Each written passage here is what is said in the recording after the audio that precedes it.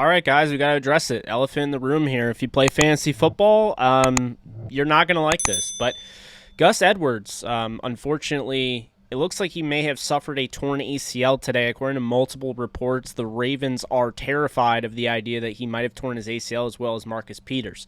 But you clicked on this because it's a fantasy football video, and I'm going to just talk fantasy, although I do hope they're both okay. Let's talk about if he's not okay. Look, I had Gus Edwards, 1,224 yards, 11 total touchdowns this season in my projections. I had him as, I believe, my running back 16, and this is a huge blow. I have him in a lot of leagues. So if you're out there panicking, the season starts tonight. What are you going to do? I'm here to help out, or at least try to help out, make some sense of it. First off, if you don't have Tyson Williams, you kind of screwed up a little bit. But if he's still available, make sure you just stop watching this video and go and pick him up right now, or keep watching it and pick him up while you're watching it. Helps me out. Tyson Williams is going to be the lead back now. They did just sign LeVeon Bell, who's on the practice squad, and they signed Trent Cannon, who was just released by the Carolina Panthers in the final cutdowns. Now, the reason I like Tyson Williams is the fact is he beat out Justice Hill before he got injured for the starting gig. And as you guys know, the Ravens have been plagued with injuries. J.K. Dobbins was supposed to start. He tears his ACL, and now they have Gus Edwards, potentially torn ACL. Tyson Williams showed up in preseason, showed up in camp, gave Harbaugh a lot of confidence, and so they're going to roll with him, I believe. Le'Veon Bell, first and foremost, obviously he's 29 years old. He's had a lot of success in this league, but since he left the Steelers, it's important to note these statistics. Le'Veon Bell, since leaving the Steelers, has played in 26 games. He's started 19. He essentially has only run for 1,117 yards in that frame, 5 touchdowns, and has averaged 3.4 yards per carry. The big thing with Bell is, especially in PPR, he might be able to be a streaming flex option when you look at him, because he's actually, in that amount of time, had 82 receptions for 599 yards and a touchdown. We saw a little bit of it last year with Kansas City, and with, obviously, this is a team that ran over 3,000 yards last year, ran over 500 times. Maybe he's going to have an opportunity to kind of revitalize his career, and we've seen it in the past. We've seen it in Baltimore with Justin Forsett in the past. But now you have him and you have Trent Cannon. Which one do you pick up if Tyson Williams is gone?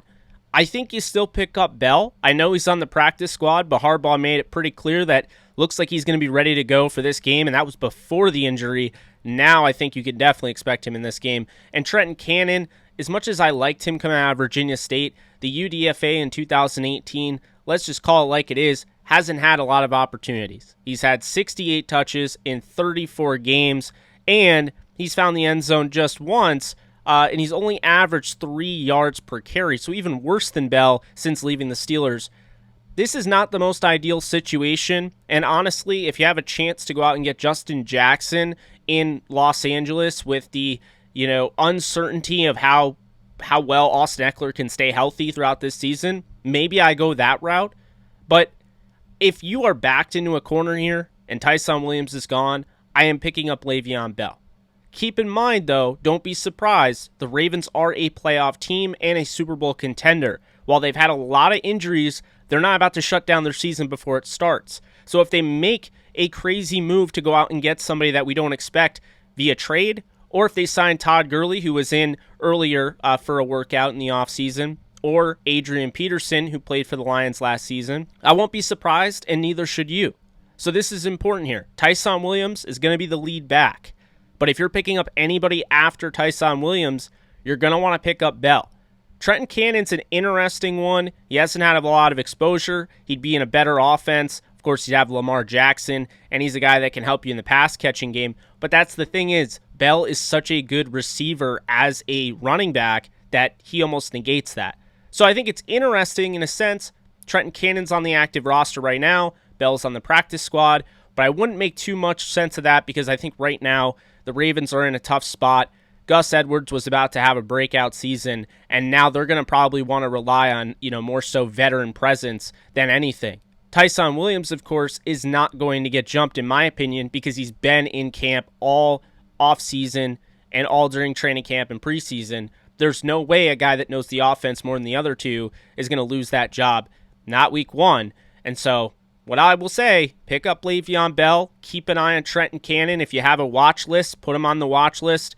But if Tyson Williams is there and you don't pick him up, you are making a mistake if you are a Gus Edwards fantasy owner. It is not guaranteed that it's a torn ACL, but it doesn't look good. If you guys want more quick hitters, I'm going to be doing a lot of these.